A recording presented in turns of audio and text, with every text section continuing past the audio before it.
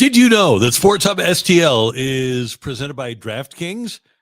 The crown is yours. Hi, everyone. Welcome to the Randy Karraker Show. Brenden Schaeffer, it's a Tuesday, in for Brooke Grimsley today. How you doing, sir? Oh, I'm doing well. We're all happy in St. Louis. 9 in a row for the Cardinals. How can you not be doing well? I know. Things are going good. The 9 straight wins, it's happening in exciting fashion last night, dramatic fashion, you could say. And I don't know. I don't know what we thought was going to happen with this Cardinals team, but they're maybe exceeding some expectations right now. I would say they are. Now, the last time the Cardinals won this many in a row, they were in the midst of some philosophical differences. Hopefully that's not the case here. Another good performance last night by Matthew Liberatore. He was solid. The bullpen, the big story, though, Kyle Leahy, 2 1/3, 2 hits, no runs. He's been great. Yo-Yo Romero appears to be back, a third of an inning. Ryan Helsley with the scoreless ninth. Brenden, during this winning streak, bullpen has allowed 2 runs in 27 innings, an earned run average of 0.67. For as bad as the bullpen was for the first month of the season, it's been that good here in the second month. Yeah, and the 2 runs came in the first game of the win streak. They haven't allowed a run since that game 1 of the doubleheader on May the 4th against the Mets. The bullpen has been unbelievable. Now, it helps with getting the starting pitching performances that they're getting, because a bullpen that at a time we would have said is being overworked, it's being worn down. That's no longer the case, and we're seeing these guys thriving in their opportunities, which aren't as frequent as they were previously. Yeah, it's an average of 9 outs a night, and that's an average because the Cardinals did have that run of 4 consecutive starts of at least 7 innings, and when you don't have to record as many outs as a bullpen, your bullpen is going to be more well-rested, more efficient. Look at what happened to Phil Maton in the early going of the season when he pitched in more than half the games. It looked like he was headed toward Seth Maness or Matt Bowman territory, but they've been able to calm that whole situation down, and that's going to be the key for the Cardinals and any team. If you're going to win, if you can get good starting pitching, you're going to win games. Good starting pitching, and that can lead into a good bullpen. And my goodness, has Kyle Leahy been just unbelievable for this team. A 1.09 ERA.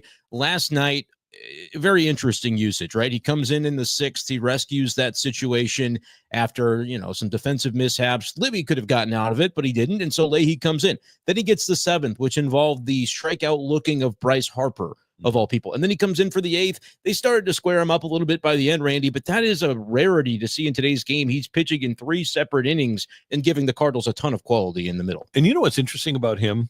When we talk about the young players getting runway this year, people that were rushed through the system, this is a guy that actually got an opportunity to pitch in the minor leagues, drafted in 2018, 18, 19, 20, 21, 22, made his debut in 23, up and down in 23 and 24. Now, here we are in 2025. The guy's been given an opportunity to actually bake, and he is a really nice product right now. Hopefully the Cardinals organization will take a cue from the success of a guy like Leahy and maybe give people more of an opportunity to actually learn their craft at the minor league level. Yeah, and I mean, it's one of those things where you'd love for a guy to have a quick ascent, but at times guys need to learn and guys need to go through those experiences to really be able to maximize what they're capable of doing. And I don't think there's been a better example of that in the Cardinals organization recently than Kyle Leahy and what he's been able to accomplish. All right, a lot of and we're going to talk about John Mozeliak later in the show. A lot of comments from Mozeliak over the years, though, since 2020, actually, about how let's wait and see how the Arozarena for Liberatore trade plays out.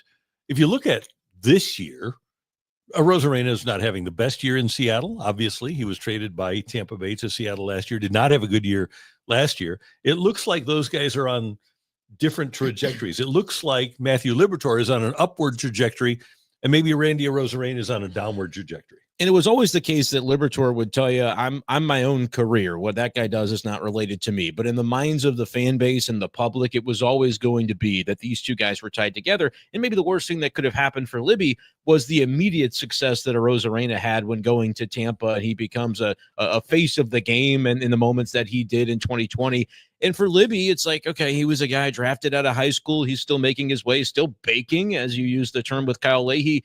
And the story of his career had not yet been written, but it was so difficult at the time because everybody was seeing how Arozarena might have fit into the lineup that you were kind of forgetting, hey, the story on Liberatore is not yet concluded. Let's wait and see. And that's always been Mo's mantra of patience. And it's understandable why folks don't really want to hear it. And look, I think what Liberatore is doing wasn't necessarily something you even could have anticipated in a rotation role as recently as a month and a half ago, right. But he's doing it, and it's changing the trajectory of what he is to the St. Louis Cardinals. And you and I have been around enough and seen enough to know that with a guy like that, and with most pitchers that make it to the major league level, the separator is what's between the ears. The separator is mental, and it's being able to focus. And that's something that, as a starter, they really didn't give Liberatore the opportunity to go out and have a regular role as a starter and work through some of those things that you have to do in terms of focusing every pitch. You can't let one pitch, a bad one, affect your next. And that's something that Libby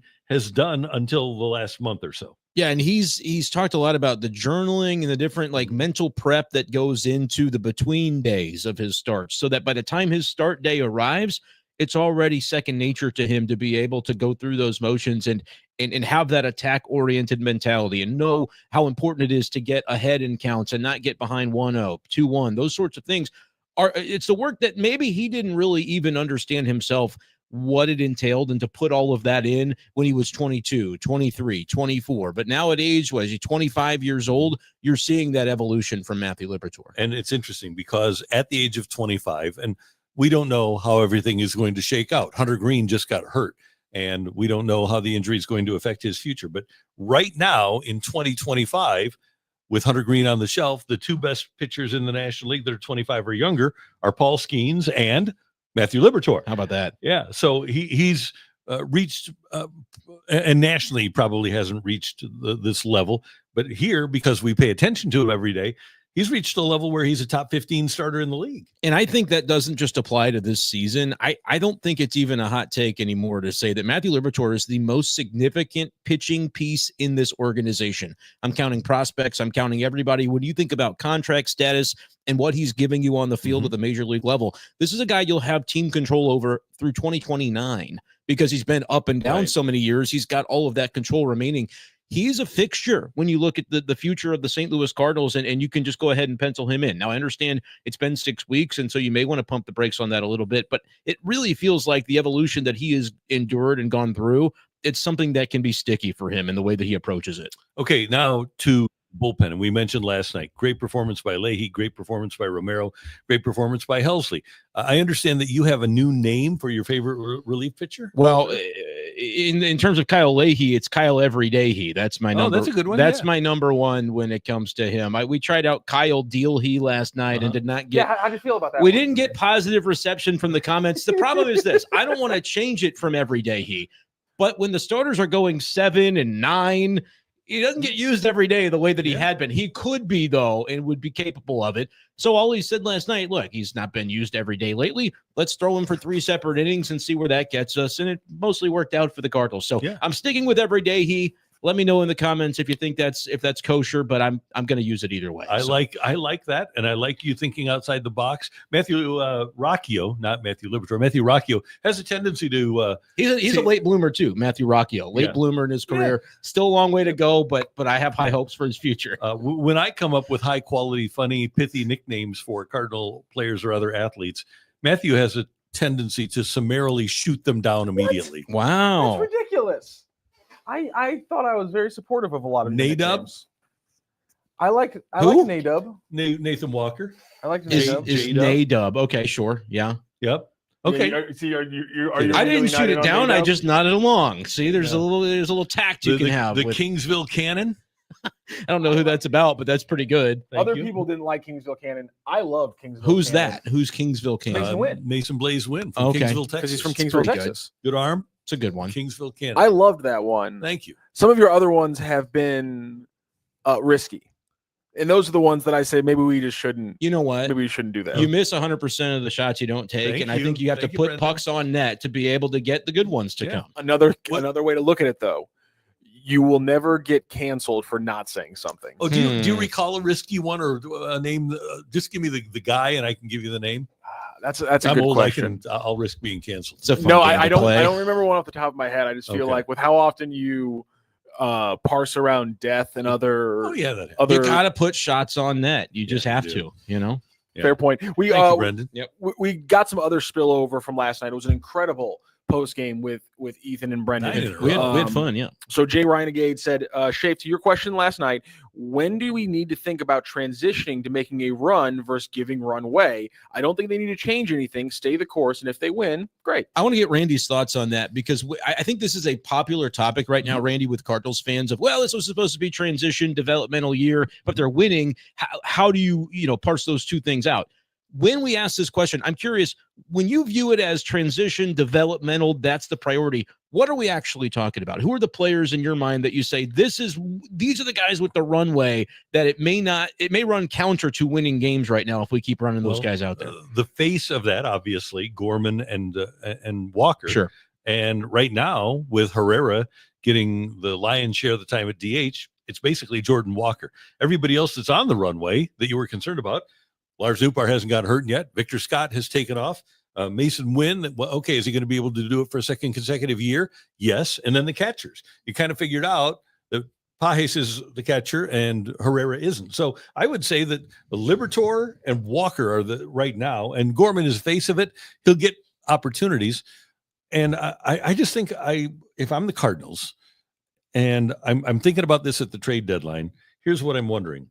With this particular group this year, am I willing to give up assets to get to the playoffs and have no chance of beating the Dodgers?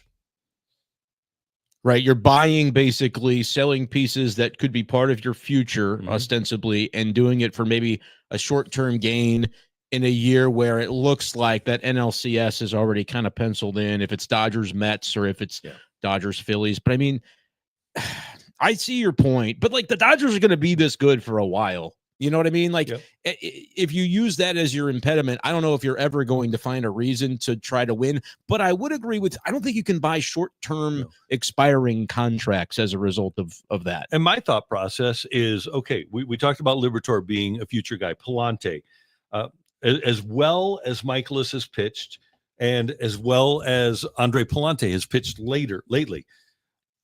I feel better about Matthews and McGreevy in future years. Yeah. That's where you're going to have your real opportunity to win a World Series, is to outpitch the Dodgers in the future. I don't think you can do that with Michaelis and Eric Fetty as your nominal middle of the rotation guys. And you also, if you're talking about really going for it, you're talking about taking away from what the plan was going to be, which is, if Ryan Helsley is healthy middle July, he's one of the biggest pieces on that trade block that contending teams are going to fall over themselves to give you future assets for. So if the Cardinals, what's the number where if the Cardinals are 8 games over 500, 10 games, where they go, actually, we can't sell our closer right now because we're in this thing. That's what's going to be the most interesting to me. But I don't think you can just totally flip it and buy.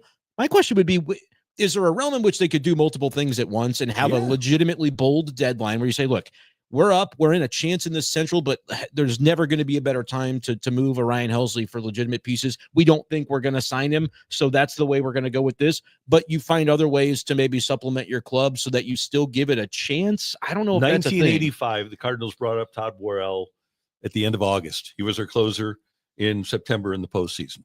In 2000, let's go 2006. Okay. Yeah. You've got Brad Thompson in the bullpen. You've got Josh Kinney. You've got Josh Hancock. You've got Tyler Johnson. You've got Randy Flores. Adam Wainwright is your closer. Right. You certainly didn't expect him to be your closer. Izzy was at the beginning of the season. You had a young kid that was your closer in the World Series and obviously in the NLCS, striking out Carlos Beltran.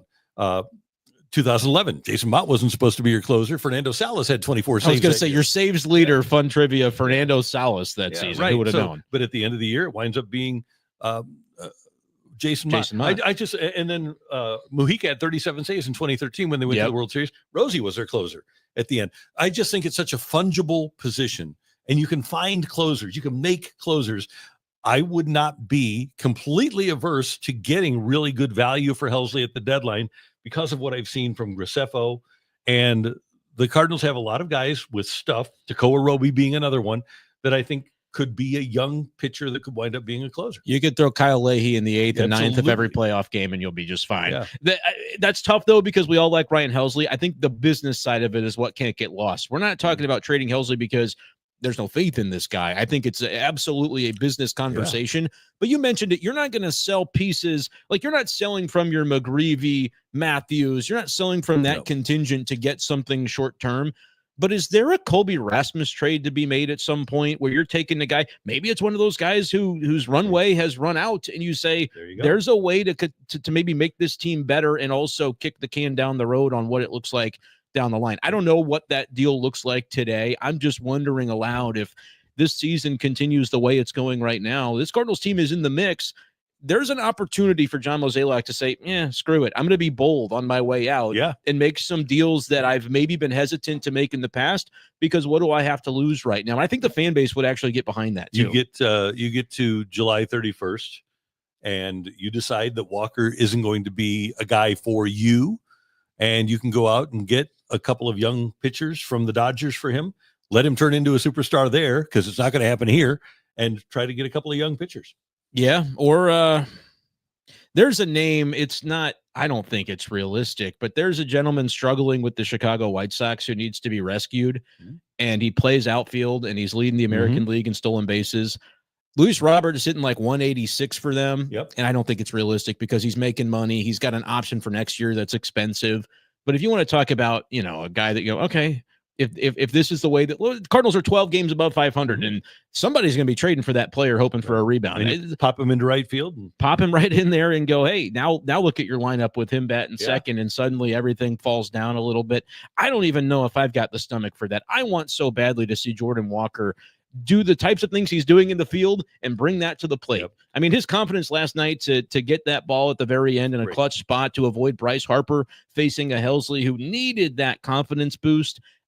There are elements of Walker's game that you can appreciate, and it's just about putting it together at this point. And the question, and ultimately this has to come from Chaim Bloom and Larry Day and the people within the system, Robert Serfolio. As they observe Jordan Walker, do they see it? Do they see him turning into the player that they think that he's capable of being? And that might not be what we thought he was capable of being. And it is a huge gamble, in my opinion, to trade a 23-year-old guy. But that's what I don't. How old was Rasmus when they dealt him? It just felt like when he was dealt, everybody's going, no way. How do you do that? It was probably 25, 26. A little older, though. Yeah, because he had come up in 2008, right? And he was 24. 24 years old. I mean, but that was also a Tony thing. That 100%. Tony ripped him. Yeah. And then once Tony ripped him, then they had no choice but to move him. Yeah. And to their credit, they filled what the needs that Tony wanted. They wanted a rebuilt bullpen, and that's what Tony got. I don't think that this team right now, at least, is in a position where they need to rebuild any portion. I agree. All facets of the game right now, even most nights defensively. Last night, maybe a little notwithstanding, just a weird one for Arenado at third, uncharacteristic. He didn't make any errors, but it was a couple of plays not made. Barrero in center field, I'm not so sure that was the best experiment for last night. But with the roster construction, I understand why it happened. But other than like that little nitpick, they are doing so many good things and so many elements of their roster that there's not really a lot to say, you got to make wholesale changes here or there. It's going pretty well right now. Well-oiled machine. It really is. Namel in the Lou. This team has 4 catchers, and each one is valuable. Trade bait. Well, I don't know if Pozo at this stage is trade bait. Herrera, you can call him a catcher. I'm not going to. So I'll call the first baseman not a catcher since he's not going to catch an inning all year. I get it that Wilson Contreras has been a catcher, but that's not how he's going to be used this year. He will not catch an inning for this team. It's just what it is. So you're looking at now then Pages, Jimmy Crooks, Leonardo Bernal, and I don't know that there's people in this organization that think that Bernal is the best guy of all of them. Yeah. So I don't think that I would move him, any of the prospect guys. I get that we kind of are in love with Pages at the moment, but there might be a guy that can do what Pages does behind the plate and actually provide more offense than he does too. But I do think an interesting question, you mentioned that the faces of it are Gorman and Walker when it comes to the retool, the transition year, however you want to frame it. I think a part of that, certainly in the mind of the front office, and they wanted to see it, was Herrera behind the plate. Like, what does that look like if the games don't, if the games mattering isn't the very top of the list? Then he started hitting, then he got hurt for a month, and then we saw really how well those pitchers are responding with Pages and Pozo behind the plate. And so right now, I don't think they're just scrapping him behind the plate, Von Herrera, but right now it's like, the knee's a little, let's just keep him hitting because it's working. How can you change it when it's going as well as it is right now? And I think you're going to have to pick your spots. He will catch at times during the rest of the season, but I think you have to catch him against teams that never try to run or that just aren't athletic enough to run. You don't want to run him against the Cubs, and you don't want to run him out there playing catcher against the Cubs and the Brewers. They're the top two teams in Major League Baseball in stolen bases. Chorio, PCA, guys are going to eat you alive. Right. Yeah. So you don't play him against those guys behind the plate, but maybe when you do face the Dodgers in a couple of weeks, maybe the Tigers, teams that really aren't trying to run a lot, that's where Herrera sees an opportunity to get behind the plate, where nobody's going to really make him throw. Yeah, but it's like that was going to be an element of development, because if they could find Herrera as a suitable catcher, I'm talking about 2026 and beyond, the bat plays, and so that gives you more flexibility with all these other guys that are kind of DH-y in nature. But if it doesn't work out that way, and if that's one of the things you're willing to kind of not scrap, but put on the back burner relative to development, because, hey, what's working is this Cardinals team is ascending, and you might want to keep it that way. If it ain't broke, don't fix it. Like, that could be one of the aspects that we do see go by the wayside a little bit earlier because of the team's performance. Okay, I want to get your take on this. And again, I'm thinking long-term here. And I brought this up before, but I don't think I've talked to you about it. If you deem at some point that Jordan Walker is not going to be the answer, do you get Herrera training and reps in left and move Newbar to right?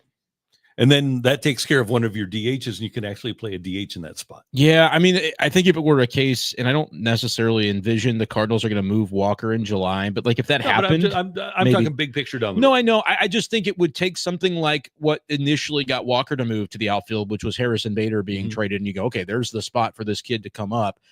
I don't know that that's something they'll do in the middle of the year, but long term, I mean, that is a conversation of like, where does Herrera fit? Because I know where he fits. He fits in the middle of your batting order. Yep. Other than that, I don't have the answer to that. And I think there's skepticism of him behind the plate developing to be that guy as a catcher, especially with the value the Cardinals have historically placed on that position defensively.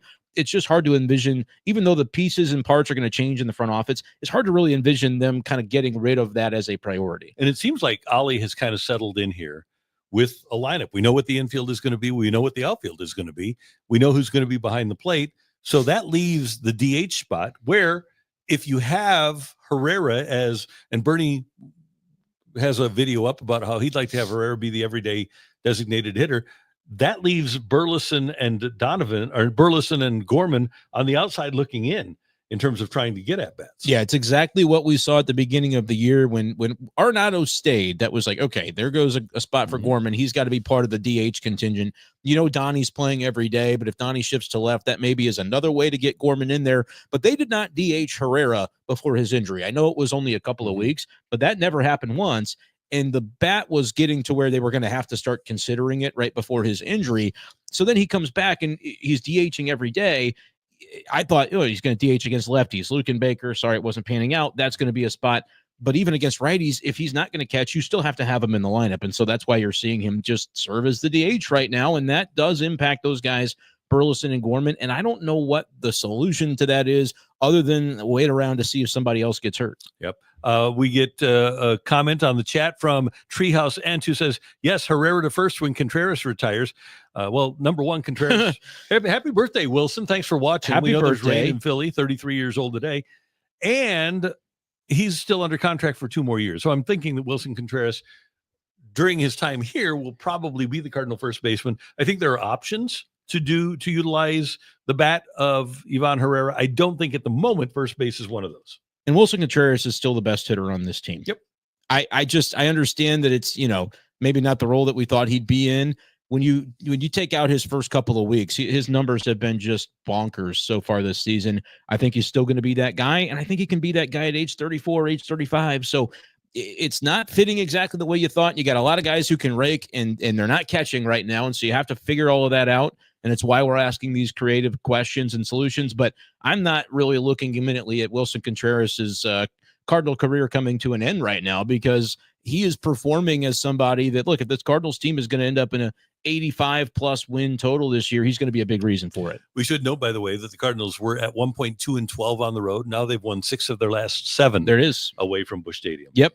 And all he said, look, this is not a thing that's going to be a sticky stat. It's just baseball, one of those things that happens. And we had to talk about it while it was going on, because it was very glaring how they performed at home. And then that style of baseball didn't travel to the road. It's traveling now, and they're finding ways to win those games. And last night, I think, was the most impressive of the bunch, doing it against a team like the Phillies. They had 43,000 announces the attendance. That probably wasn't there, but had to feel like a playoff atmosphere, as close as you can get in May. Every game in Philly feels like a playoff. And Citi Field was that way. That's what we want back at Busch Stadium, obviously. I'm not going to say we'll get there this year necessarily, but if the Cardinals keep playing this way, I do think we'll see that vibe shift. Okay, so we've talked a lot about Gorman and Walker today. What the Cardinals would look at in terms of down the stretch, if you get to the trade deadline, what do you do if they're still performing like this?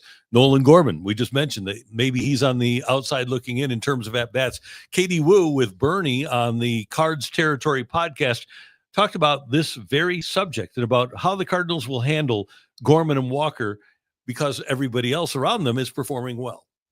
And it's an important year for both. You only get so many chances this year. That's not to say that because of their ages, they won't get more. But ultimately, trying to have personal success as well as team success is always the needle you're trying to thread. We are trying to win out here. We did state we're going to be patient, and so we are. But there are some strategic things that these young men need to be doing to start showing they're making those changes. We can't continue to do the same thing over and over again and expect a different outcome. Yes, they are going to be given a long opportunity to try to get themselves where they need to be, but it's not infinite. And that is as clear as day. We're going to keep running them out there. We're going to give them as many chances as they can to succeed. But if we're not seeing changes and they keep repeating the same things over and over again, no consistent contact from Gorman, not laying off the slider low and away from Jordan, those things keep happening, then we're going to make a decision because we've given them the runway. Now, that runway is not running out anytime soon. To your point, right. I don't think they feel any kind of internal pressure because they're winning games.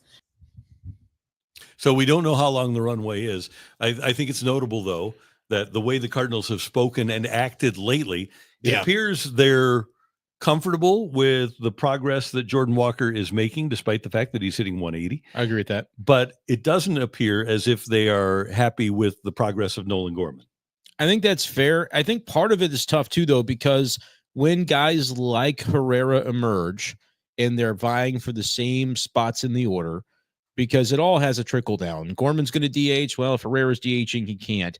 And even with Jordan, it's a little bit the same thing, because if he's not in right field, somebody else can go there. Lars can move to right. You can move Donnie to left, and boom, you've got a spot for Gorman, even with Herrera DHing. So it's all tied together. And right now, like, we're talking about this runway. When's the last time those two have been in the same lineup?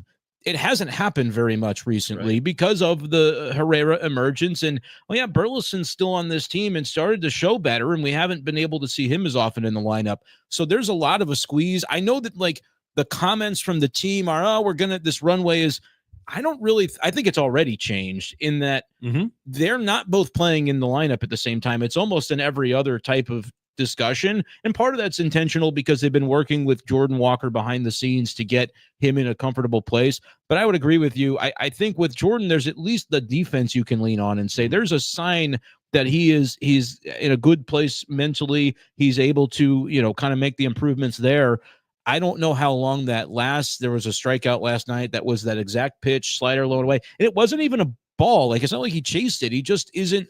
His swing is not lining up with that style of pitching right now, and that's tough because at a certain point you're the Cardinals. What do you do to change that? They've done that with both guys. Send him to Memphis, let him work through it. That's happened for multiple years. So the next iteration, I don't know what it looks like either. And you hired Brant Brown. This season was built around giving those players runway and them getting better. That's the issue here, is that the Cardinals had every expectation that when they hired Brant Brown, and he worked with them extensively, those during two, the right? Yeah. That it was going to be Walker and Gorman's year. And so far, it hasn't turned out to be their year so far. But the rest of the team, they're third in on-base percentage. I mean, there's some really good things that are happening with this lineup. It's just kind of bizarre that the two guys that you think most needed that fresh voice to be able to unlock their potential are maybe the only two guys that have not ascended yet. And the pressure is actually less on them. I mean, here we are talking about them, but because the team is winning, they aren't really a focus. Are you a wing guy? You like chicken wings? I like wings. Oh, the wings at Fenton Bar and Grill, the trash wings are the best wings you'll ever have. You talk about tantalizing, delicious trash wings. They are fantastic. Now, the Fenton Bar and Grill is on Rudder Road, just 2 minutes away from the soccer park in Fenton. And there you see the trash wings on the left. You see them being coated with that delicious golden sauce in the middle. And they have great toasted ravs. They have wonderful tater tots, great salads and wraps at the Fenton Bar and Grill. Great place to stop by if you're looking for a fantastic lunch. Maybe you have a round of golf and you want to find a place for post-golf. It's the Fenton Bar and Grill. Maybe you just want to watch a Cardinal game. Well, stop by the Fenton Bar and Grill. They have great deals on domestic bottles of beer for just $2. All the servers are going to treat you great. Say hi to Megan and Colleen and the whole gang there. They're fantastic. I think today my friend Casey will be at the Fenton Bar and Grill as well. Say hi to Casey. Tell her Randy said hi. They're going to treat you like you're special at the Fenton Bar and Grill because you are. Every single time you're there, you're going to feel like it's home. It's the place where the 2024 Maitre D' of the Year, Chuck, is standing by. You'll have a great time. It's the dive with a vibe. It's the Fenton Bar and Grill. Tell them Randy sent you. Those wings look good. They do. We like those wings.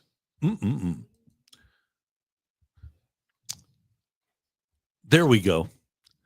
We're going to get to Bernie's video about whether or not we owe John Mozeliak an apology. Okay. I kind of think we do. I kind of think that Mo may know more about baseball than we do. I hate to say it. I hate to admit this because I am a veteran baseball observer. And I've made a lot of trades. Granted, they were in fantasy baseball, but still they were trades. But John Mozeliak has made real trades and signed real players and, well, made some mistakes too. But when you listen to Bernie Miklas, he makes a pretty good argument, and we aren't going to get to Bernie right now. Do you think, sir, that we owe John Mozeliak an apology based upon the Cardinals being a game out of first? I don't know. In the division? It depends on what we were saying. I mean, what were our priors on? We were going to ask him Brenden, as media members, our job is to hold him accountable. Right. So we were going to ask him why he thought he deserved this job. And so we metaphorically asked that question every day. He heard us talking about it. And so now he's got a lot of good young players drafted in the 20s, won a lot. And it's not like the Cardinals have been drafting in the top 10 every year like the Pirates have. And the Cardinals have more good young players than the Pirates do. So with that being the overarching idea here, does the Cardinal Nation owe John Mozeliak an apology for being so mean to him? I think if you were insisting with your pitchforks that he had to go after last year, and then they come out and announce, by the way, I'm going to have one more year and then you're rid of me. Please calm down. If that wasn't good enough for you, I definitely think there is an apology to be owed to John Mozeliak, because I honestly, and I don't know what your thought was on this, Randy, but I honestly see the vision for why you'd want one more year of kind of a proving ground behind the scenes for Chaim Bloom before taking over. Because if you compare it to what happened in Boston, he was drinking through the fire hose and having to not only rebuild their minor league system, but try to figure out a way to compete at the major league level and do those things simultaneously. We know, of course, that Chaim Bloom did rebuild the Boston system. He's not there anymore to reap those benefits as their young players come up and thrive, but they got impatient with him because of the timeline that they put out in Boston.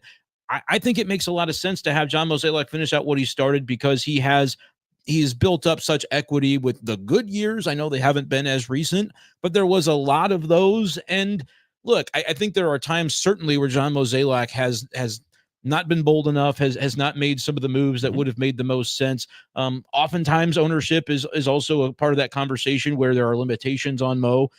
And so, like, if you're being real mean, yeah, you probably owe him an apology, but I don't think it's wrong to have had criticism and to have evaluated his job over the years. It just depends on, in your hearts, how mean were you being? I think that's probably the question that pertains to this answer. And my main criticism, and there are several, but my main criticism has been the inefficient spending and then the lack of admission of inefficient spending. When you sign people like Andrew Miller and Brett Cecil and Mike Leake and Dexter Fowler and sign Matt Carpenter to the extension, And this team does have limited financial resources, and the evaluation hasn't been proper, so that you wind up paying bad players that actually you wind up paying to not play for you. Leak, Fowler,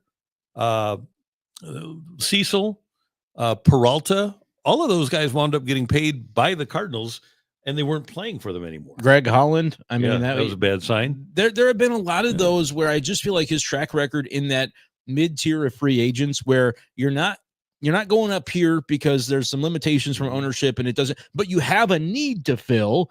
And so they're always kind of filling it with the next best guy. And that, I think, has come back to haunt John Mozeliak's front office over the years. And paying a premium price. Right. Because you have that desperation, right? And I mean, you could even make the case that that's kind of how the Contreras deal went down when you were thinking, well, we have to replace Yachty. What do we do? Well, there's this really good slugger free agent that's out there. Let's not, worry about the implications. Let's just sign him and see what happens. Now, his bat may be enough that we look back at that and say, man, that went okay, even if he wasn't the catcher. But it is, I think, a trend that we saw throughout his time. But it is still impressive to be able to look at some of the names that maybe now are only just emerging. Like Kyle Leahy, Matthew Liberatore. You weren't getting a lot of credit for those guys if you're John Mozeliak 12 months ago. Right. Suddenly you're like, hey, these guys are not only a big part of the present, but the future too. Yeah, he's a guy that's always preached patience. And right now, I think, at least for the moment, it's a 9-game winning streak. The Cardinals haven't accomplished anything yet in 25. But for the moment, Mo was able to kind of sit there and say, hey, I've been saying patience and that we had a chance this year. People say, I thought this was a rebuilding year. I even saw the tweet from Bob Nightingale yesterday where he said, everybody thought it was a rebuilding year in St. Louis. Really. They never said that. They never said that. And I understand why fans kind of felt that way because we're spending less money. Odds are we probably don't win as much. But their bank was, hey, we can bank on some of these younger players emerging. And collectively, if enough of them do so, we might be in the mix. And they were consistent about saying that. Here we are in mid-May, and that's what has happened at least so far. Mike Gray, bad free agent sightings, good to great trades, good to great drafting, bad to mediocre player development. I think that's very accurate. Okay, here is what Bernie had to say on his video here on Sports Hub STL. Oh, John Mozeliak, an apology. All right, don't throw any rotten fruit. Stop. I'm just kidding. I don't want your blood pressure to soar. I'm trolling a little bit. Here, give the big man some elbow room, okay? Try to have some fun in life. So let me rephrase the question. With the way the Cardinals are playing now, and if they keep going, will we say something roughly along the lines of, geez, I don't like John Mozeliak, but, this has actually worked out pretty well, his plan for 2025. Will anyone be saying that at the end of the 2025 regular season? Heck if I know. We got to wait till we get to the end of the 2025 regular season. But it is an interesting question. And I think the one thing that I would have to contend with there, not necessarily disagree, but I'm not so sure that this was John Mozeliak's plan. He said his priorities 1, 2, and 3 were to trade Nolan Arenado. Yeah. And they would have preferred, I believe, to trade Contreras and Sonny Gray as well. So I think that the Cardinals, maybe because of serendipity, have fallen into a situation that wasn't necessarily the plan, but it does have them a game out of first in the National League Central. But I think also John Mozeliak would not have necessarily been the guy saying, here's what I would like to do is trade these players that are going to help us win more games in 2025. Ownership, and part of this was that ownership didn't really own up to the mistakes to the extent that folks wanted to see in that press conference that ended last year. They said, hey, we kind of messed up, but not really, and we're going to do some different things, but we actually didn't really mess up that much. And it's like, okay, and you're not actually firing anybody except Gersh is being reassigned. It fell a little bit flat, I think, for fans that were ready with their pitchforks, like I said. And so you didn't get that payoff as a fan where you've been, hey, you said patience, and then that never materialized. And now you're saying it's a retool, transition. And so I think that's kind of where a lot of the angst honestly comes from, Randy. But with Arenado, and if you're Mo, I think he would have said the same thing. It was always the case that they would win more games in 2025 if he was on this team. But because of the edict from ownership to lower payroll and to we're going to go more into the organizational function of the minors, and we're going to put money there instead of putting lipstick on the pig, slapping on the flex seal to the major league roster that just hasn't gotten them anywhere in recent years. They were trying to trade Arenado because it would have freed up more money. And that's why, from a Cardinal fan perspective, you never should have rooted for Arenado to be traded. If you wanted to see the team do well, they weren't getting big prospects for Arenado. Nope. They were getting rid of his salary. Right. And like John Mozeliak was told to do that. I don't think he was too, it made him look bad because he said, I'm doing this. This is what we're doing. And then he failed to orchestrate it. But from like a standpoint of his last year going better, Arenado being here is helpful to that, even though he failed, if you will, in his offseason goal to get rid of him. It was just really to make sure they had more runway for Gorman, who we could see a year from now maybe wasn't worth that runway anyway. So that's a tough thing. But I understand what you mean by the serendipity. Like when Wilson and Sonny say, I'm actually really good here. I'll even change positions to stay a Cardinal. I don't know if that's what Mo was expecting or not, but he had to make those adjustments. And it turns out there was enough in the system, at least through mid-May, to do nothing in the offseason and say what we have is better than what it's shown to be. And if he ends up being right about that, his whole mantra of patience over the years is one that I think we look back on and say, actually, he may have had something point there. And we did have a chat note up from Treehouse and who asked, what didn't Mo do that you wanted him to do? We're currently the hottest team in baseball. Jesus Christ. We said there's no holes either. Well, right. Here's my thing. And last year we were on the radio last summer and it was August. And I asked Brooke and Matthew, it was a take it or leave it. I said, take it or leave it. The Cardinals will start 2025 with a group of players that are currently in the organization. And they both left it. And I said, I'm going to take it. I think they will. And lo and behold, Phil Maton was the only guy that started this season that wasn't in the organization last year. And I've also said, I'm on record, and I'd like to know what you think. I way prefer this approach to, and I love Kyle Gibson and Lance Lynn, but not if I'm trying to win, especially in the long term. I much prefer the approach that Mozeliak and the Cardinals are taking this year to what they took in 2024. Here's exactly what that is. 23 happened. How did they lose 91 games? The bottom fell out of the rotation. The bottom completely, it just fell out. They didn't have the guys in Memphis to be able to assume the spots when injuries happened. And you had Jacob Barnes and Casey Lawrence and Andrew Suarez finishing out your season, just filling innings because it was a lost cause. So what did Mo say? Pitching. If we're going to be this team that tries to make the playoffs, I have to do this, and I have to spend because we don't have it internally. The guys that we have are not ready. So they signed those three guys, and they got damn close because of good bullpen performances. If the offense had been a middling offense instead of a bad one last year, they might have pulled it off. But they win 83 games, and they say, we have to stop swimming upstream. We have to stop fighting this. And by the way, we might just have to rely on some of those AAA guys that we were terrified to trust because either they weren't ready or we don't think they're it. Like, I think there was a point in time where they thought McGreevy and Graceffo were going to be the guys coming. Definitely. And then there was a point in time where they said, they might not be good at all. I don't want to bring them up. And so they kind of were in this spot where they had to lean on those veterans. But what 25 was going to be about, I said it had the same floor of 2023, but a ceiling that was even higher than either of those seasons. Agreed. I said that about this year because you don't know what a Liberatore is going to be. And sure enough, he's hitting his ceiling. You don't know what a Graceffo could be. He's going to be a huge part of this bullpen when it's all said and done. McGreevy may come up and have an opportunity. You're relying on guys who you didn't really know that you could trust them to make sure the bottom didn't fall out. And maybe the Libbies and the McGreevies and the Graceffos come up this year and they stink and the bottom falls out, but you just live with it because it's a transition year.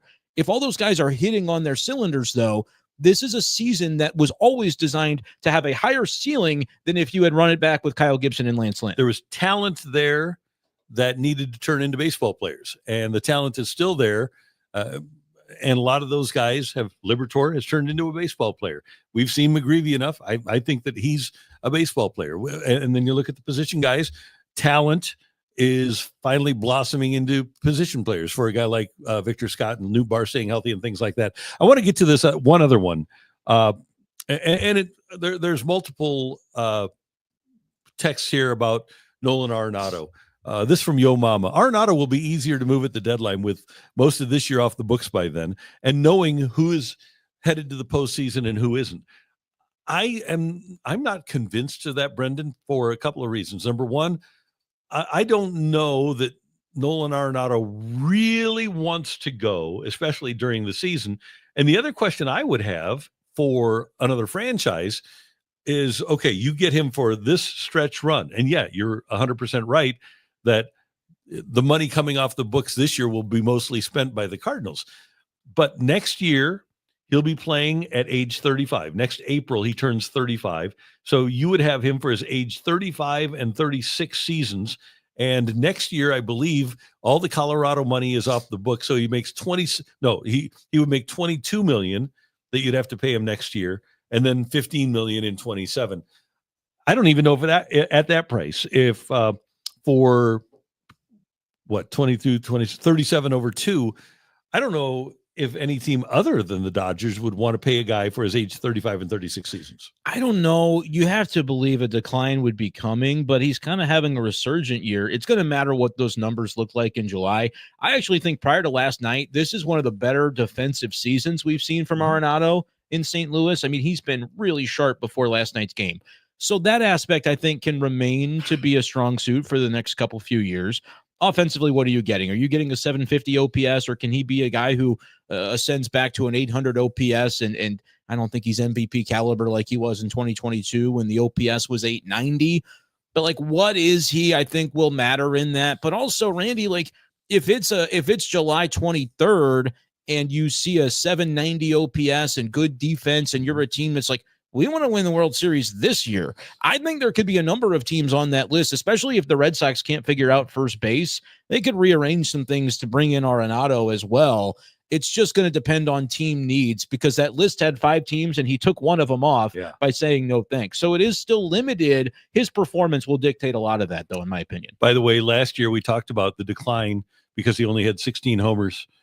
He's on pace for 16 homers this year. He's got 4 through a quarter of the season. The power has not been the same. That's OPS is 766 at the moment. I don't know if that's a $22 million third baseman or not. I don't know. Inflation. I think defensively, he's still, I don't know if he's top 10, top 5 defensively. I still would put him up there pretty highly with the things we see him do.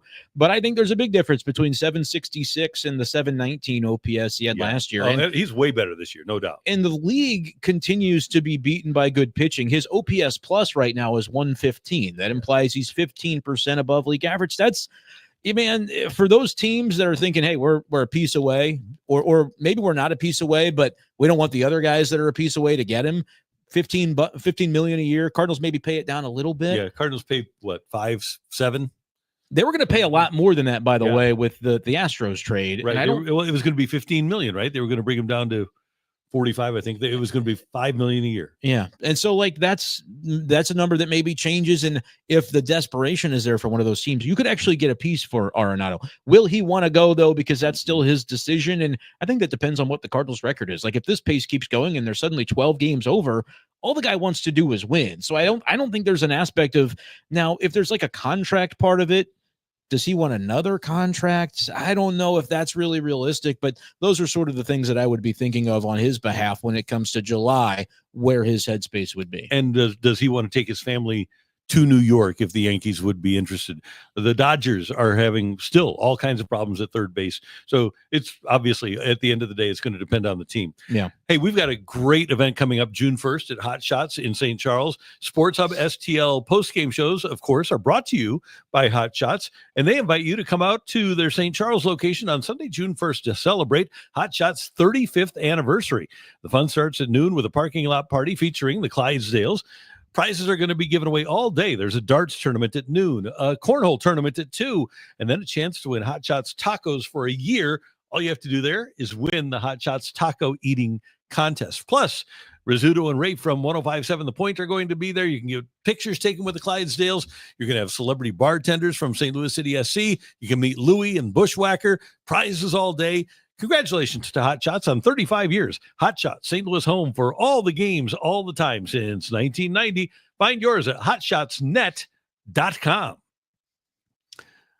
All right, kids, tough one last night for St. Louis and Jayson Tatum and the Boston Celtics. And let's start with this.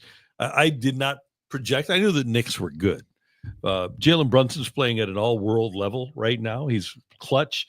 And for whatever reason, the Celtics can't maintain a big lead. Their 3 losses in the series, down 3-1 to the Knicks, have all come after they built up big leads, and the Knicks have come back. So it looks like we're going to party like it's 1999, Brendan. We're going to have Indiana and the Knicks in the NBA's Eastern Conference Finals. Yeah, it looked like at the beginning of these two series, you thought, okay, is that a trend that can hold up? And I think the Tatum injury certainly makes it more difficult to imagine Boston making that comeback. And the Pacers, I didn't know if Tyrese Halliburton could be consistent enough to be able to lead the team and have this type of run. And it's happening. Is Halliburton your guy back there, Rockio? I love that Pacers squad. They're fun. We talked about Halliburton 2 weeks ago when you were here. Yep. And he went off that game that night, and I took home a little bit of a prize from our good friends over at DraftKings. And yeah, I'm all about this Pacers team. I've been a big Miles Turner fan for a while, despite the fact that it's always horns down. And they added Naismith, Mathurin. I love what this Pacers team has been doing over the last couple of years. I think that anybody emerging from the East could still be in trouble if the Thunder find their game and get there. But it is compelling because a lot of years in the NBA, it feels like a foregone conclusion of who's going to be in the finals. And that's certainly the joy of what's happening in the Eastern Conference, not the joy of a Celtics Jayson Tatum injury, but just the fact that the underdog can win. And that's a rivalry too with the Celtics and Knicks. And so I think that does make for a more compelling NBA product to see somebody else in there. And certainly the New York market, to see that playing out the way that it is, I think would be really compelling to see, like Knicks Thunder in the finals Knicks Thunder or Pacers Thunder might not be exactly the nope. It's the win for Middle America, but we don't. I mean, if we like good basketball, I think that would be a great series too. And sometimes it's kind of funny where you go, "What do the TV execs want?" And then the opposite happens. You go, "That's fine. It's going to be a good series anyway." If it's Indiana, Oklahoma City, I need a camera on the grave of David Stern. Because I think there's a good chance you just see a skeletal hand shoot up out of the ground. Yeah, but it is nice to see new blood. And if Denver doesn't make it into the conference finals, you're probably looking at Indiana, the Knicks, OKC, and Minnesota. Yeah, Minnesota, the other one that we mentioned, is like I love it so much. It's very fun, I think. Yeah, and you guys talk about Pacers, Knicks. How about if it's Minnesota and the Knicks? How about if it's Cat against Julius Randle and DiVincenzo, the people that were the focus of maybe the biggest trade last offseason? And how about if it's Anthony Edwards and Jalen Brunson? I mean, there's still going to be star power no matter what this finals ends up looking like. That's what's cool about it. Yeah. Now, there was an interesting comment yesterday by Colin Cowherd of Fox Sports talking about Jayson Tatum. And now he's actually going to be able to find out whether or not he's correct or not. Here's what Colin Cowherd said yesterday. Game 3, Tatum was very good early, but really Peyton Pritchard as the Celtics, who have led New York by 20 points minimum 6 of the 7 times they've played this year. They have a much better team, a much better roster. Over the last 7 to 8 years, Boston's a much better franchise. But when Jayson Tatum plays poorly or doesn't play, the net rating often goes up. Did you watch the Warriors without Steph? It's hard. They're unwatchable. You see Jokic is now gassed. Denver can't score. You see the value and the importance. And I love Chet Holmgren, but if SGA is off, Oklahoma City's usually going to lose. And I'm watching Tatum with the Celtics. He's just another successful banker at Deutsche. I mean, they've got like 8 guys that can shoot threes. Peyton Pritchard in game 3 was the dog. He was the guy. And you watch the Celtics, you could make an argument, if you're looking for a nickname for Tatum, it's the beneficiary. Beneficiary of Brad Stevens, of Danny Ainge, of a roster that is easily the most complete in the league. That includes OKC. You see what Cleveland's having all sorts of trouble. Boston's trouble is sometimes they can't hit their threes. That's like their only issue. Twitchy, defenders, size. For God's sakes, they have 3 point guards. The Celtics are 2 things. 1, excellent front office. Secondly, the formula. And I'm watching Tatum, and he's such a nice guy. And he is such a collaborative guy that the beneficiary, sometimes he just melts into the fabric. Okay, so number one, I love Colin Cowherd. He's very smart, and he's very good at eliciting responses. I am, admittedly, as you know, I'm very bad at math. But I can tell you this, because I did it with a calculator. In Jayson Tatum's career, the Celtics are 392 and 193 when he's in the lineup, a 670 winning percentage. When he's not in the lineup, 29 and 22, a 568 winning percentage. So their winning percentage is 102 points higher when he's in the lineup than when he isn't. Another argument that I would make with Colin is, let's say that Brad Stevens sends out a group text to all 29 other GMs in the NBA and says, yeah, I'm going to move either Tatum or Peyton Pritchard. Who do you think the other GMs are going to pursue? You think they're really going to pursue Peyton Pritchard, Colin? Or are they going to pursue Jayson Tatum? And now, by the way, because Jayson Tatum is out, Colin Cowherd gets an opportunity to see if his theory holds water. Yeah, he's a grade A hater of Jayson Tatum, isn't he? I mean, he's had some compelling comments, and it's always entertaining and funny sometimes. But yeah, we're gonna find out. I mean, it kind of reminds me of Kellerman screaming about Iguodala years ago. I mean, the Peyton Pritchard's a nice player, but I don't know, man. This is the NBA, though. This is certainly the way that media happens in the NBA, where the players and the stars are the ones that get the scrutiny when they don't win. And, Tatum has won. So it feels like that a lot of that could have maybe subsided when the Celtics won a championship, but I guess that is not where we're at least in Colin's world. And I agree with you. He is an entertaining broadcaster and there's a lot to like about him, but the Tatum thing is, he certainly has his bones to pick with Jayson Tatum for whatever reason. And maybe Jayson Tatum is victimized by being on a really good team, which you shouldn't be, but maybe that's the problem. Matthew. Also, Cowherd's playing with the on-off stats, which you can do with the NBA, and there's a lot of great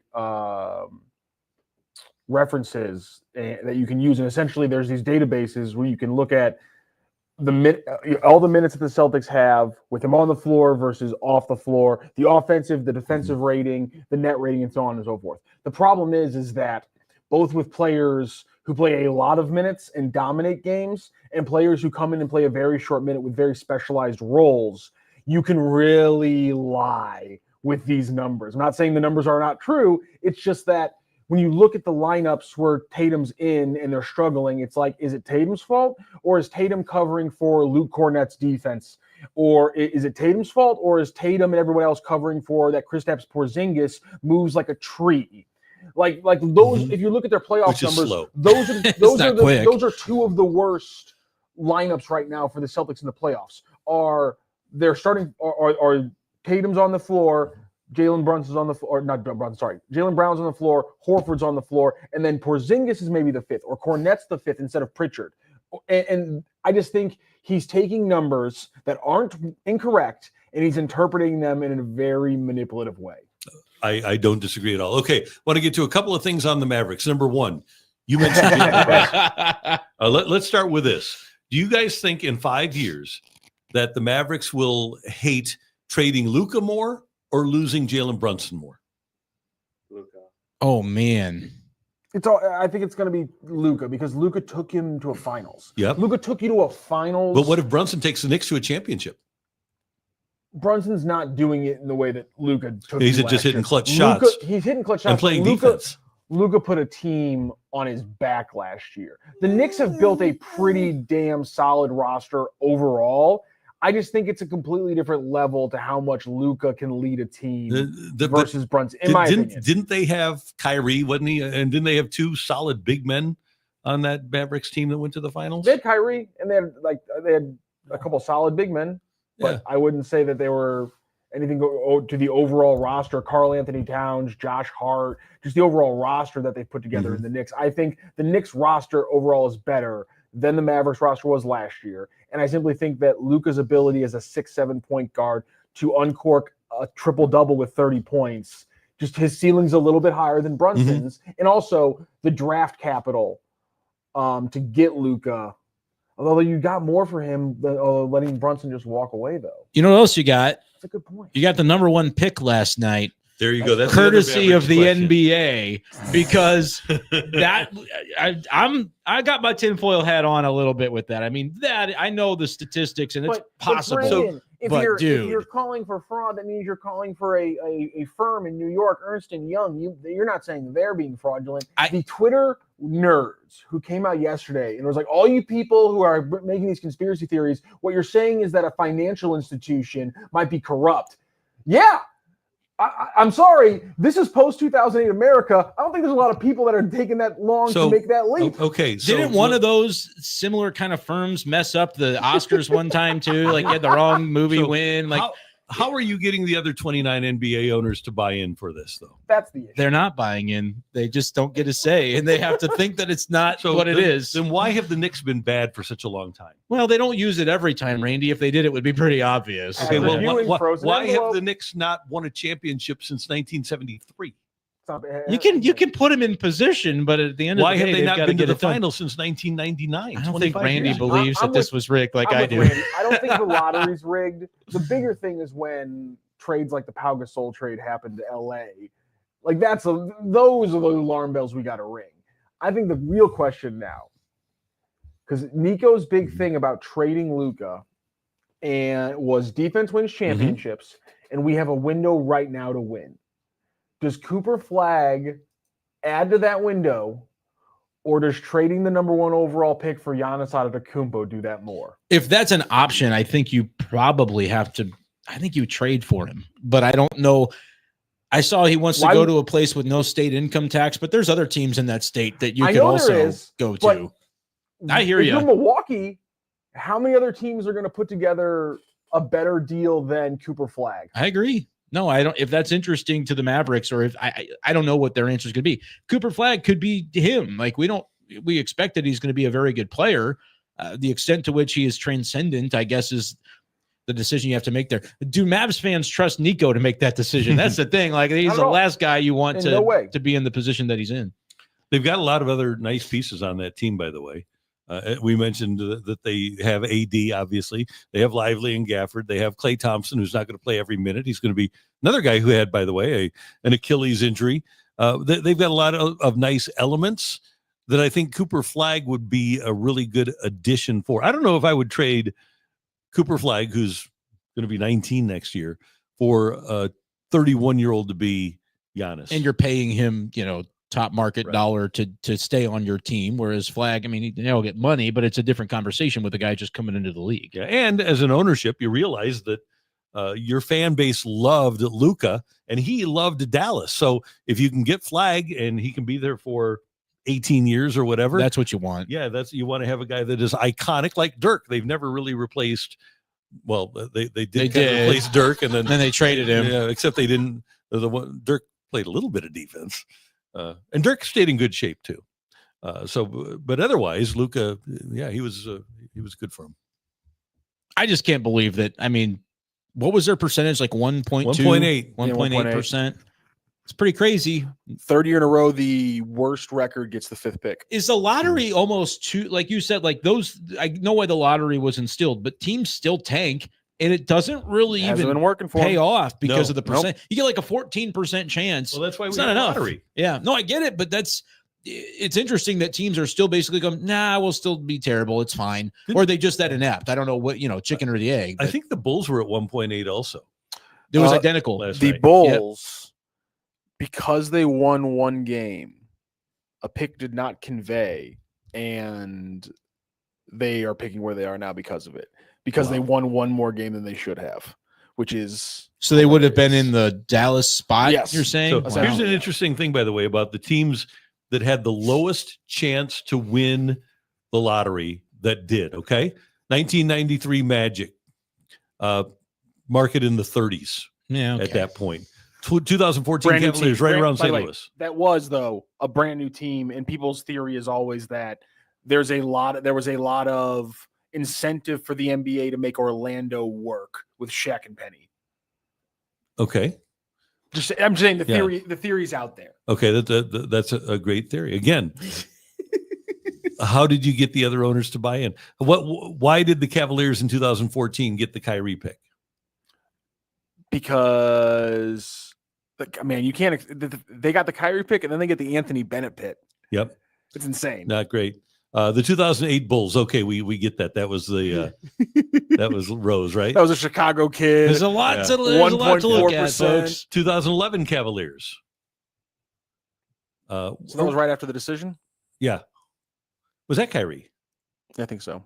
So no. 14 was. No, yeah, no. Was 11. Yeah, Kyrie was 11. 11 was Kyrie. Yeah. So that- and then 14 for the Cavaliers was That was- UNLV guy, Bennett, right? Yeah, Bennett. But that first one was sorry about LeBron. And then the 2024 Yeah. Hawks. 2024 Hawks had a 3.0 chance. So why would they get the top pick in the draft? I don't think they rig it every time. I want to be clear. I think they rig it when they think they can get away with it or when they really think they have to. And in the Mavs case, they said, look, if we want to have Luka in LA. LeBron's only got so many good years left. He's going to get all his kids on the team, and then it's going to probably be over for him. We got to get somebody else to prop up the LA market. And so they picked Luka. And Jeff Katubi takes this to the next range. And of course, just out of the game-changing players range falls Charlotte, Utah, Washington, and New Orleans. Small market teams get the shaft. See, like they didn't use it the Zion year. Zion? They didn't rig it the Zion year. That was just honest to goodness New Orleansing, This Got year, it.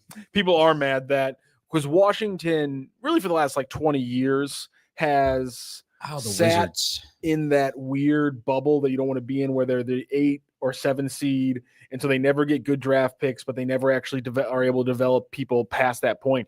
And the Wizards finally said, you know what, we're going to be the worst that you've ever seen. And We'll show you bad. 5th pick sucks to suck. Like literally, it now sucks to suck. That's one of two. It's not beneficial to suck. That's one of 2 NBA arenas I've actually been to. They were- what's the other Washington one? Wizards.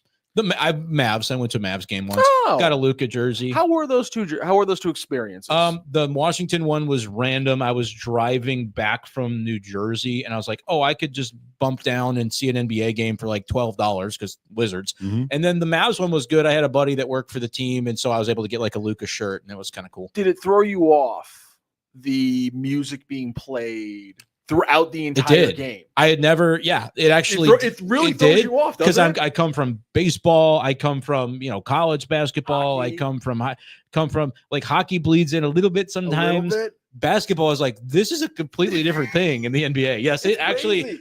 Washington Wizards was my first experience of that. I was like, this is different. Yeah. It was bizarre. But fun. But It's its own It thing. keeps the atmosphere going at all times. It's a good idea. NBA in-arena games are a lot of fun. Yeah, they are. And one of the cool things about it is you get to see the level of energy that the players have, because they take a lot of hits for games that we see on TV. But like Steve Nash had just endless energy. Curry, during breaks, when you aren't seeing him on TV, just has endless energy. There are players that really bring a lot to the table. I love when somebody is locked in on the facts of a conspiracy. Zion came to New Orleans the offseason after they traded Davis to the Lakers. Oh, okay. Sound so I'm familiar? sorry. I was wrong. That was another rigged one. I had forgotten that detail. I knew it at one point and it escaped me, and now I remembered it thanks to Jeff. So that was another one of those, Randy, where there they we stepped go. in. The fix is in. You And then 100% just posted flat earthers all around the world. Yeah. That's what you just did. Kyrie was Just saying. 2011 again. Yeah, that was different. Why then did Zion get hurt? Why do they keep They not playing don't. him? There's only so much they can do, Randy. They can put the guys in position, but then sometimes they get an owie, and Oh. it's Randy, Okay. he's so athletic, he explodes his own shoes. Oh, that's true. He did that. Don't forget. Remember, the president said he broke his shoe. Former president. All right. It's time to talk to you about DraftKings Pick 6, because it's really, for baseball fans that know what you're talking about, it's your fastball right down the middle. You can hit it out of the park. It's the easiest way to play for cash and take a big shot at a big win. Just select 2 or more players and choose if they'll have more or less of a stat. I've got one. I'm going with big names tonight. How about this? I've got Aaron Judge playing at Seattle to hit a home run. I've got Shohei Ohtani playing at home against the Athletics to hit a home run. Doesn't get any easier than that. Judge to hit a home run, Ohtani to hit a home run. So I picked my players. Now all I have to do is wait for them to hit their home runs. Now, Pick 6 is available in Missouri, in California, in Texas, in Georgia, and many more states. And all you have to do is cash in with your baseball knowledge.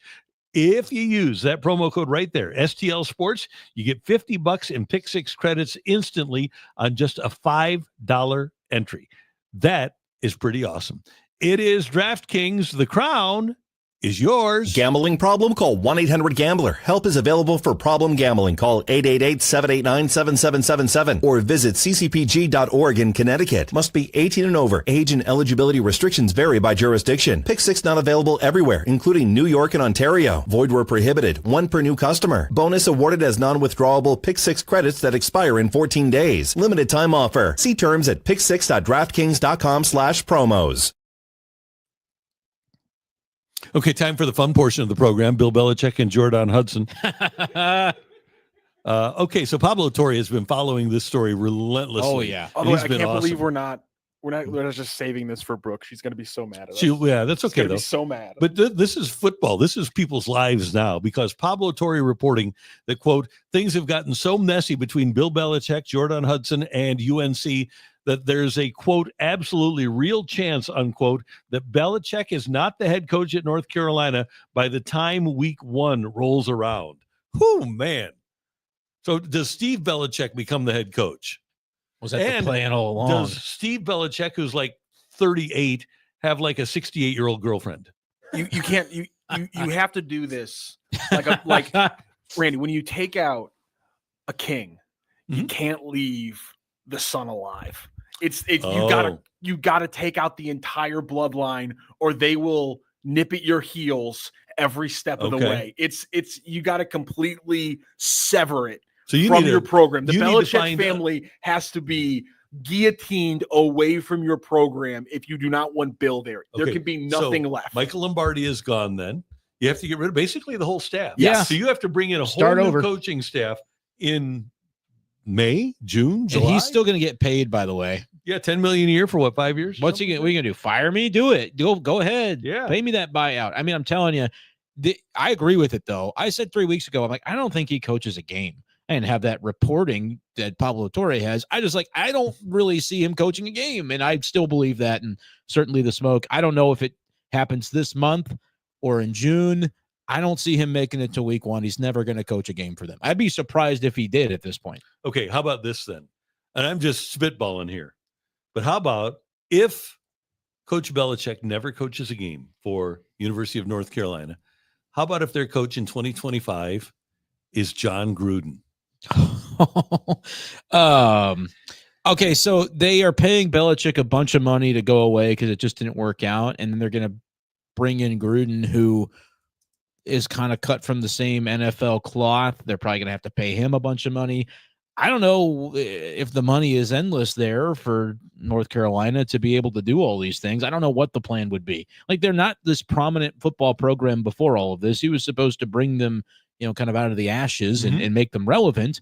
And if that doesn't happen with Belichick, you might have to go cheap. You might have to go, just eat it for a little while financially. I don't really know. You have to find somebody that doesn't have a job, though. You do. That's true.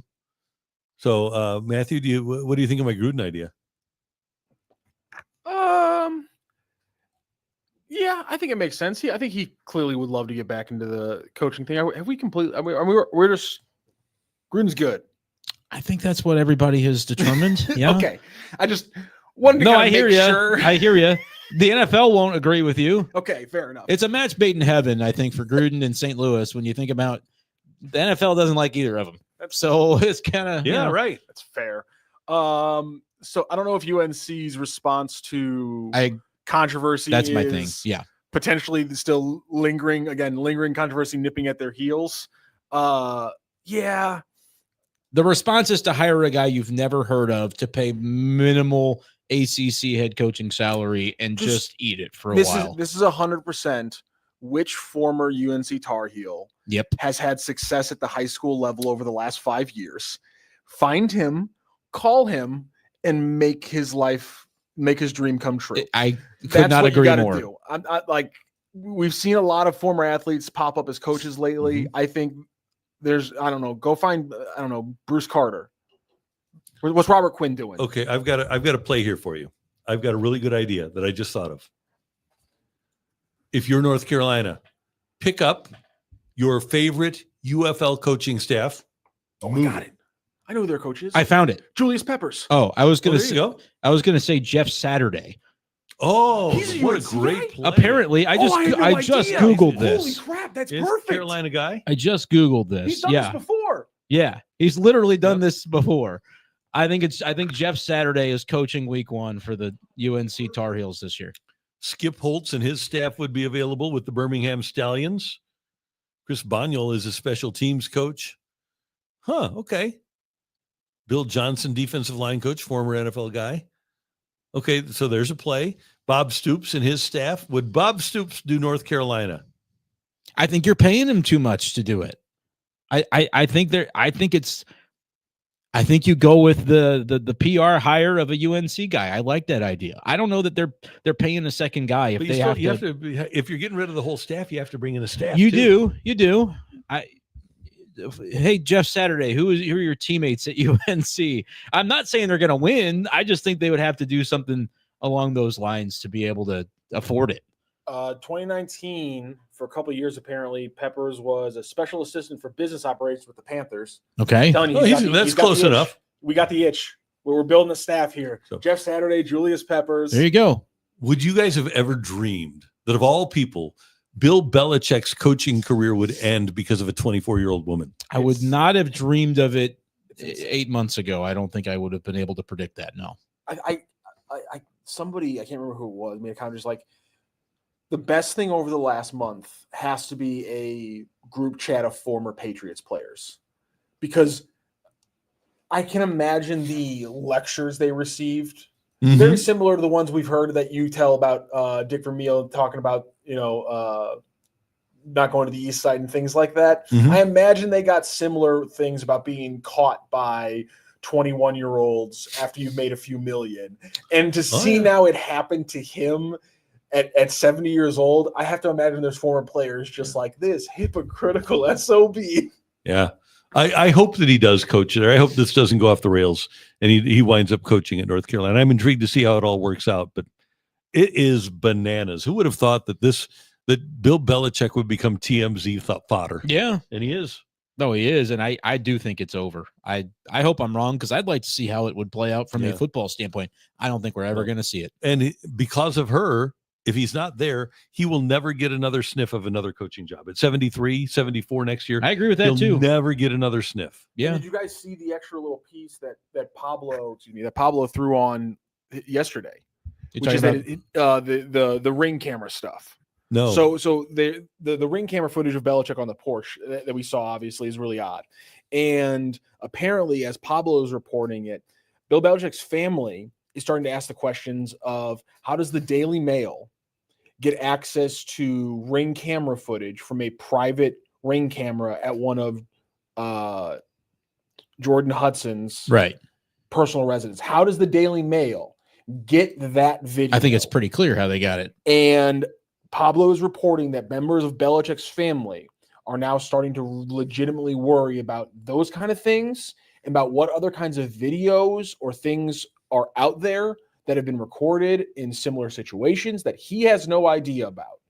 And so we're getting to deep levels of not just this is bad optics, this is bad PR, this is bad for the football program. This is now the family of a man being concerned for his well-being. Yeah. This is serious. Kind of scary, yeah. Did you see the stuff with the commercial from Pablo Torre as well? I have not seen this one. It was basically, he reported it as there's a commercial shoot. We know Belichick's in all these different commercials. And basically, Jordan Hudson shows up on the set. Oh, it's a Super Bowl commercial. Dunkin' Donuts. Yes, basically Donuts wants to interject herself and say, I want to be in the commercial and here's how it would go. And she leaves and comes back in a bikini. And they're like, this is the... And so as Pablo Torre reports it, the crew had finished up. They had recorded the commercial that they were actually going to use. But what did they do? Because Belichick's like, I don't know, put her in the commercial. It sounds good. And so they're like, what do we do? Because he's not really pushing back on this. And what they end up doing is shooting her version of the commercial, but apparently the cameras may not have even been on. And so they just kind of did this to placate. And they're like, we're not using any of this, but they kind of let her play. But she's in it. Well, this version of it may not, I don't know what the commercial was. He didn't say, and he couldn't find the footage, but evidently there was a version of Belichick's been in a million commercials at this point. So it was basically to the extent that she wants to kind of write her own script for this commercial, and we're just we're going to tape it, and then we're going to all go home. She's something. Yeah. Mason Windu, is there a portmanteau? Is that the way it's pronounced? Yes. For Bill and Jordan yet, like Brangelina? I can't think of a good one. How about B-Hud? There you go. Or Bella-Hud. Belladon. Oh, good one. I like that. Belladon. Okay, we got one. So we're working on it. We're workshopping. And then we can call the rest of this story the Bella Drama. I like this a lot. Okay, now we're working on it. God, I need to make a graphic for tomorrow. Yeah, yes. Good. Hey, the 2025 STL Sports Show takes place at the Doubletree Hotel in Chesterfield, Friday, May 30th through Sunday, June 1st. There's going to be autograph signings from stars such as Grant Fuhr, Ryan O'Reilly, Roman Berkey, Armand Membo, and many more, plus tons of vendors with trading cards and memorabilia. Just go to stlsportshow.com to find out the schedule and all of the information. VIP packages and photo ops are available for most of the athletes. Plus, right now, use the code SHOW15. That's SHOW 15, and you can get 15% off tickets for Fuhr, O'Reilly, and Berkey. It's the 2025 STL Sports Show, Friday, May 30th through Sunday, June 1st at the Doubletree Hotel in Chesterfield. Go to stlsportshow.com. All right. One other thing we need to get to, because Matthew needs to talk about soccer and the soccer experts. We need to give him his moment. Yep, we I do. understand. It's less about soccer and more about just a conversation I got into yesterday, and I needed to loop in some other people. Essentially, it was a very long-winded conversation about youth development, and Wait, that's you were involved in a long-winded conversation? I know, right? Get the hell out of here. Who would have thunk it? So anyhow, here, I'll put myself in the bubble for this one. Everyone always yells when I'm not in the bubble. I'll put myself in the bubble. I need the bubble. Everyone seems to really like the bubble. So let's do the bubble here. Let's share the bubble. Let's add me to the bubble. There we go. I'm in now. I'm in the bubble now. I'm over there in the top. Okay. I see it. But what the part I actually want to talk about is that we get to a point. Thanks for looking up at me, Brendan. We get to a point where the conversation gets to whether or not, if a kid's not involved in like serious soccer at a very young age, if they have a chance to be a pro or like a college level player, like a high level academy player at like U18 and eventually a pro player. And what these people were telling me is that if your kid isn't dipped into the fundamentals of soccer by 6 to 8 years old, they will not be good enough at 16 or 18 years old. And they will never be good enough to be an elite dribbler. Like, that is one skill that if you do not have the fundamentals baked into the kid by 6 years old to 8 years old, 10 years old, if you do not have it baked into the kid, he will never be an elite dribbler.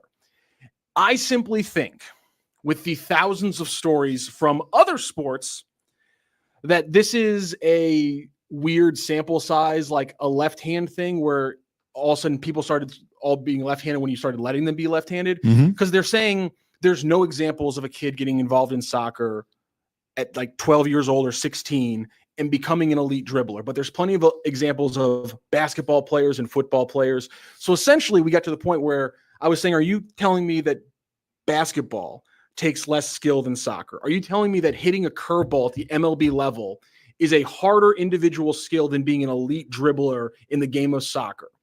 And essentially their supposition was, yes, dribbling is a harder skill than those things. And therefore, if you do not get a kid involved at a very young age, they can never reach the heights. Never? I think that is a categorically ridiculous thing, because of how often we see players become great baseball players, football players, basketball players, golfers, what have you, at 14, 16, or even in much smaller cases, 18 years old.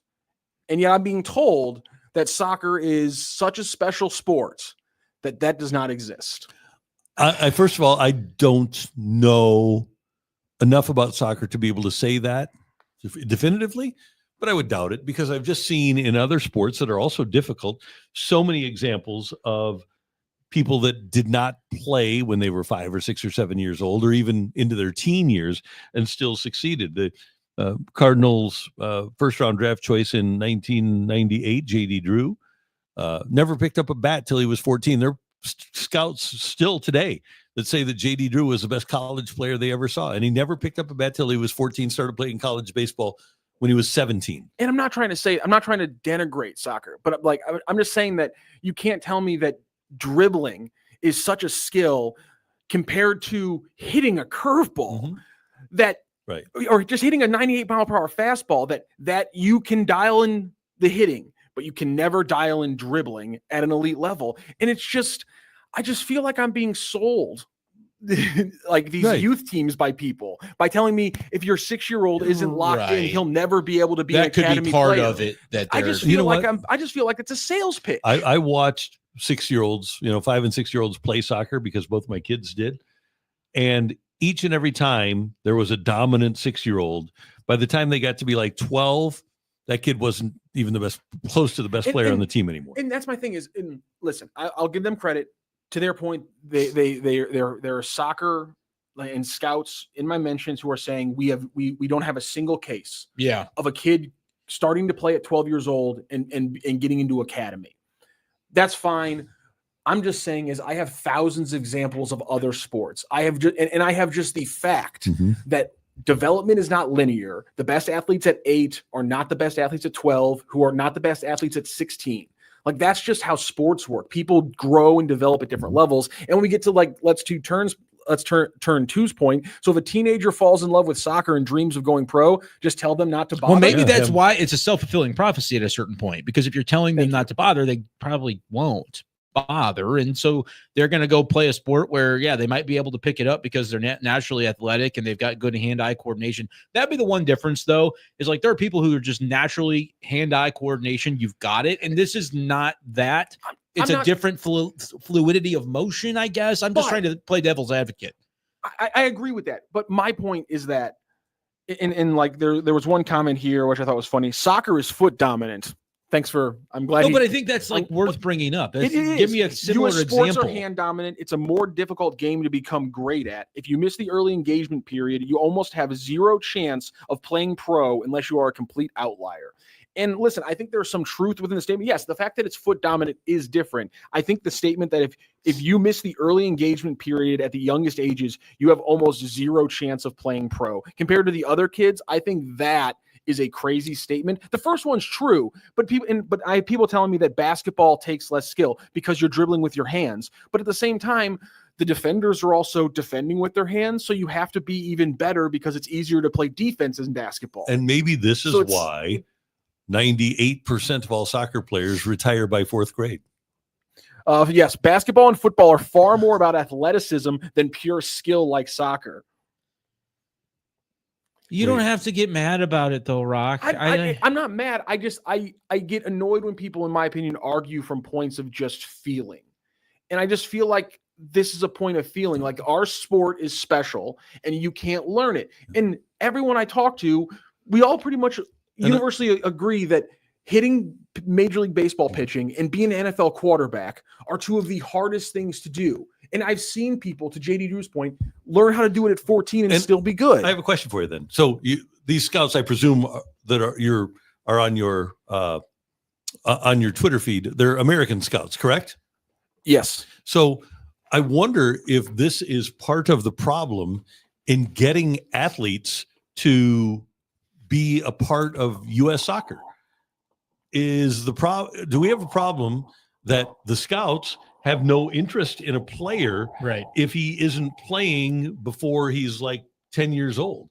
Because to me, there's a large pool of athletes that those people would theoretically be missing out on. I think for that reason, there can be an alternate explanation as to why the result happens the way that it does when it comes to the way that these soccer players are developed and where they come from, what age they start playing.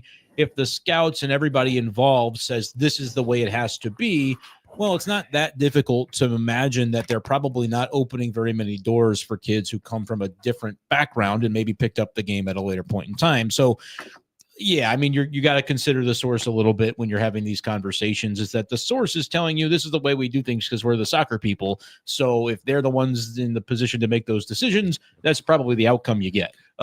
Ellipsis 150 says no video. Well, that's just me. I look different now. What do you think of Randy's new look, guys? Yeah, this is I'm impressed. I kind of like it. You know what we'll do, Matthew? We'll just tell people that. There it is. Oh, look, we've got a version of us.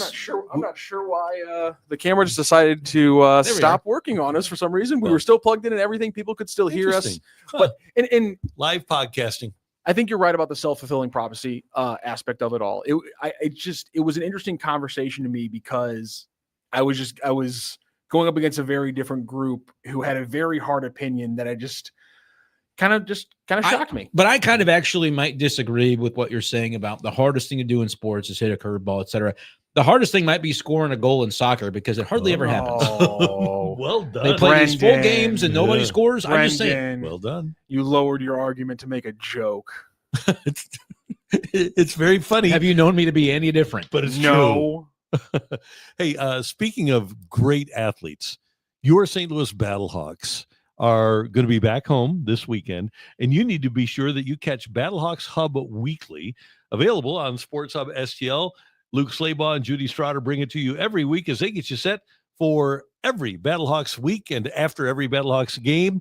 And Sports Hub STL presents Battlehawks coverage by Lee's Famous Recipe Chicken. With the new Lee's Famous Recipe Chicken Battlehawks box, you can score up to 30% off Battlehawks tickets, plus get 4 of their famous breast strips and a side of potato wedges for just $8.99, only at Lee's Famous for Chicken. I had it. It's delicious. It looks fantastic. It is fantastic. Head on over to Lee's and ask for that Battlehawks box and get some ticket discounts as well. I got the Battlehawks hat today on. I'm repping. Yeah, caw-caw. It's the older Okay. version, but I got one. If the Cardinals play tonight in Philly, do we get to 10 in a row? I think probably so, but there might be a chance that they don't play. I don't know what ends up happening with the rain there in Philly, but I think Sonny Gray gives you more of the same, and you might actually get a decent offensive performance against Luzardo. I know he's been really, really good this year, but maybe this is a game where it doesn't have to be 3-2. The Cardinals might be able to take some of those good ABs and maybe get to the bullpen early. Yeah, I like their chances to win number 10 if they play. And here's the cool thing about winning 10 in a row. If you want to just put it in a little bit of perspective, you win 10 in a row, play 500 the rest of the season, you're an 86-win team. Pretty good. 86 and 76, right? Pretty You good. play 10 over just for that stretch, and There then you go. your other 152 play 500 ball. And they were a little below 500 when the Yeah, so you stretch gotta get over began, so they'll have to kind of work their way back up to that. But you're technically correct is the best kind of correct, and you are correct. That is what it would take. We'll see, man. I think this road trip, as you look at it in totality, they've got a real look right now to go 7-2 on this road trip. You won the first 4. Can you go 3 of the next 5 and have that be your kind of momentum springboard into another homestand where playing some more solid teams? I mean, the D-backs, the Tigers, those are a couple of better ball clubs. So can they continue what they've done at home? Like, this is a springboard potentially to the rest of their season if they can continue strong against Philly, and the Royals are going to be no easy conversation with the way they've played at home. And then the way they've pitched, I mean, my goodness. Great working with you, sir. It's fun every Tuesday. Every Tuesday. It's a tradition unlike any other. Brenden Schaeffer, Andy Karraker. That's what they call it. Yeah. Great job by our producer, audio, video engineer, the one, the only Matthew Rocchio. Thank you, sir. And we appreciate you being a part of the podcast. For all of us, until tomorrow morning at 10:02. Have a terrific Taco Tuesday.